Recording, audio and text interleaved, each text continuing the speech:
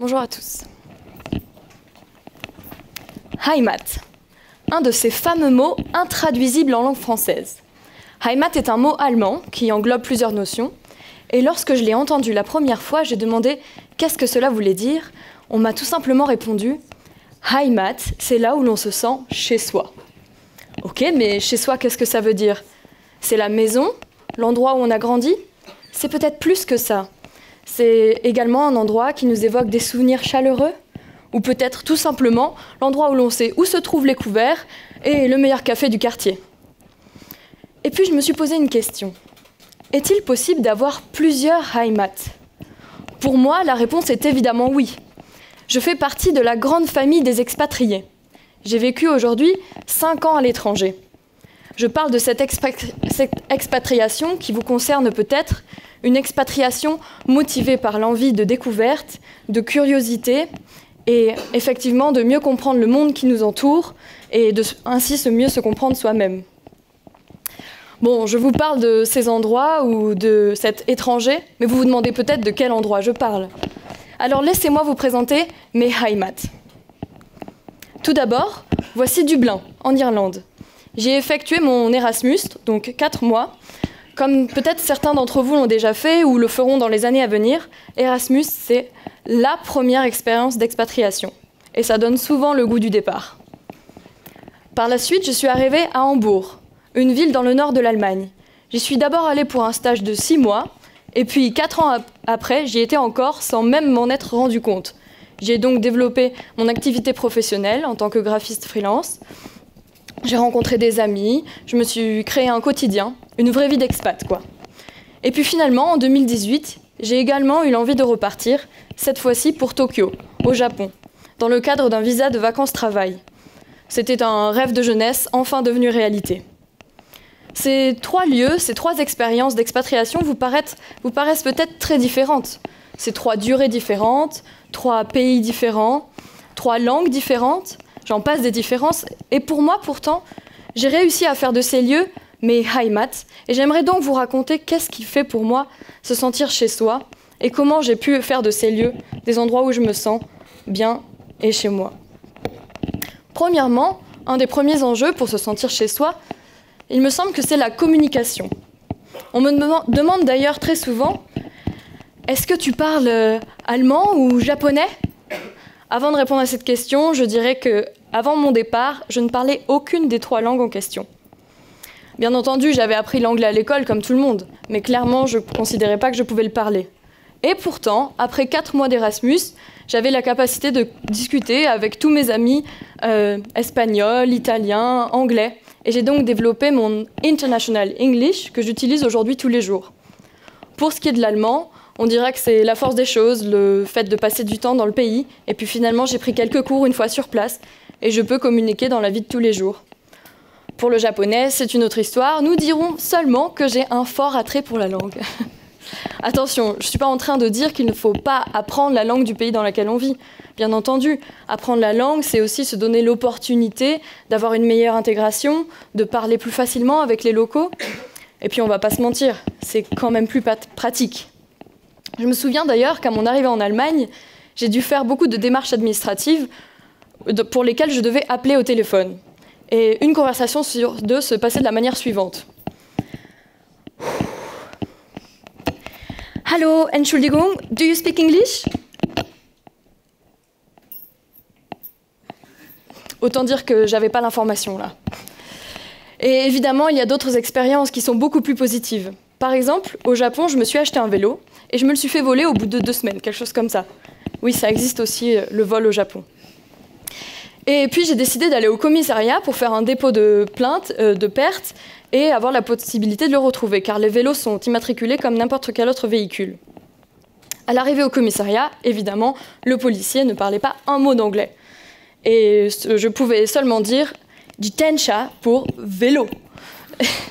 Mais finalement, à force d'essayer de communiquer, même si nous ne parlions pas la même langue, j'ai pu m'exprimer en mimant, en faisant un joli jeu de Pictionary, puisque j'ai quand même dessiné mon vélo avec les couleurs et tout ça. Et puis la personne en face avait vraiment envie de m'aider. Et je suis repartie victorieuse avec mon dépôt de perte de ce vélo. L'histoire dira que je n'ai pas retrouvé mon vélo, mais ce qui était important pour moi, c'était de me rendre compte que j'avais la capacité de communiquer avec ces gens sans même parler la même langue. Et par extrapolation, que la communication n'était pas seulement une histoire de langue, mais aussi le désir de deux personnes de voir un échange être un succès. La langue doit être donc un outil, mais selon moi, pas un frein à cette communication. D'autant plus qu'il existe d'autres problèmes pour que cette communication soit efficace, notamment les différences culturelles. En tant qu'expatrié, on se confronte tous les jours aux différences culturelles, que ce soit pour dire bonjour, et cela crée des situations parfois drôles, parfois de surprise et parfois des conflits.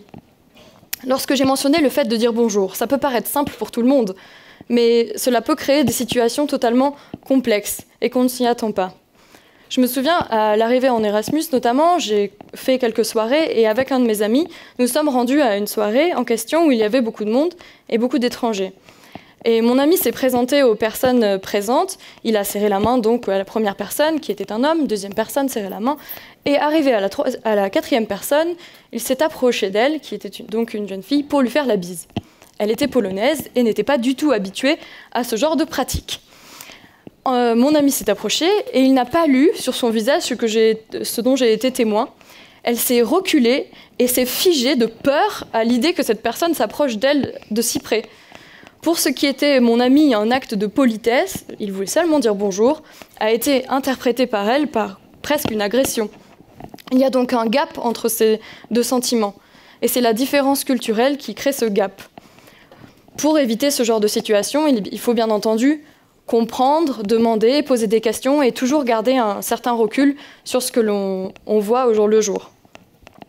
Et en même temps, ces différences culturelles, bien sûr, elles posent des problèmes dans nos repères. Et les repères, c'est censé être des choses importantes pour se sentir chez soi.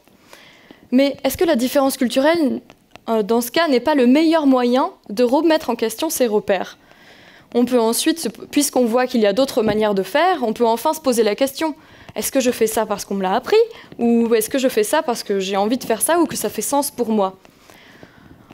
La différence culturelle, je le vois aussi donc comme un des meilleurs moyens pour déconstruire ce que l'on connaît et enfin se créer ses propres repères, qui font beaucoup plus de sens pour nous-mêmes. Une fois que l'on peut communiquer, on peut enfin faire des rencontres. Ces rencontres qui sont essentielles pour les expatriés, étant donné que nous vivons tous éloignés de nos familles. Nous ne pouvons pas forcément rentrer pour un anniversaire ou pour une soirée juste prévenue la veille, bien entendu.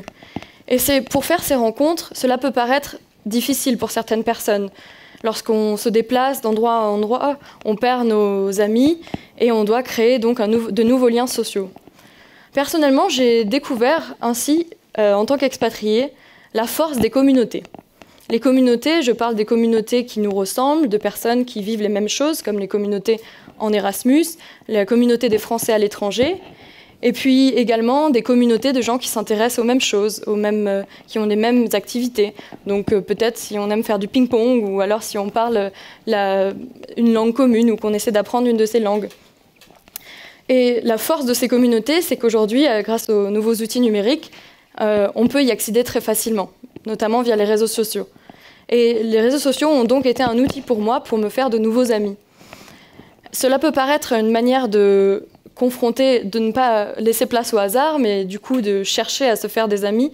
Et pourtant, les gens que je rencontrais juste parce que j'avais demandé de l'aide sur la création d'entreprises en Allemagne, ou peut-être parce que je voulais seulement passer du temps et parler peut-être une autre langue, ces personnes m'ont apporté bien plus que ce que j'étais venue chercher, bien sûr, au départ. Certaines m'ont seulement fait découvrir d'autres manières de penser, et puis d'autres sont devenues des amitiés très fidèles. Et j'ai enfin créé mon cercle social. Tout cela est possible parce que nous avons également, en tant que Français, un privilège. Et c'est ce privilège dont je voudrais vous parler également. Un privilège que nous avons car, en tant qu'expatriés, la définition même d'expatriation, c'est le fait de partir volontairement de sa patrie. Et l'on sait bien que tout le monde ne peut pas faire ça. Avec un passeport français, je peux vivre en Europe sans me poser de questions. Mon déménagement en Allemagne, il suffisait que je remplisse quelques papiers, mais je n'avais pas besoin de demander d'autorisation ou de visa particulier. Et puis, cette notion de privilège a été mise en avant surtout par une expérience, une rencontre que je vais vous raconter.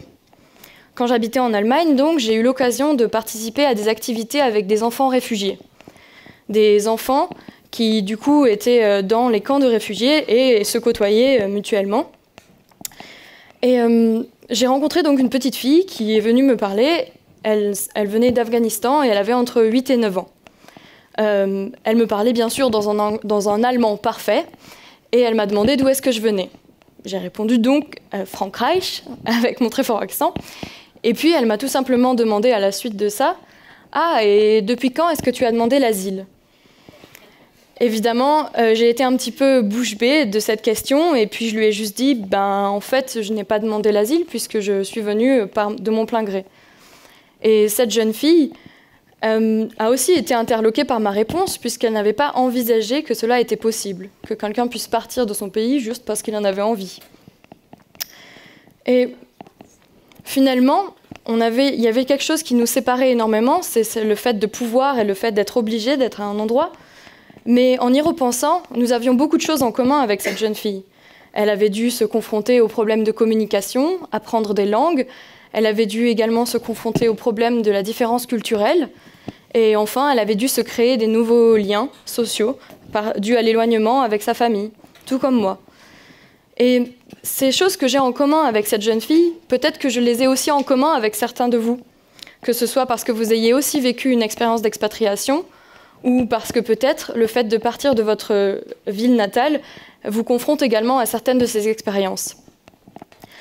Et finalement, si nous avons toutes ces choses en commun, je me demande si la question que je me suis posée à l'origine, est-ce qu'il était possible d'avoir plusieurs Heimat, n'avait peut-être pas lieu d'être, puisqu'au final, nous avons également d'autres choses qui sont communes. Vous comprenez peut-être de quel endroit je parle, mais laissez-moi vous présenter notre Heimat. Merci.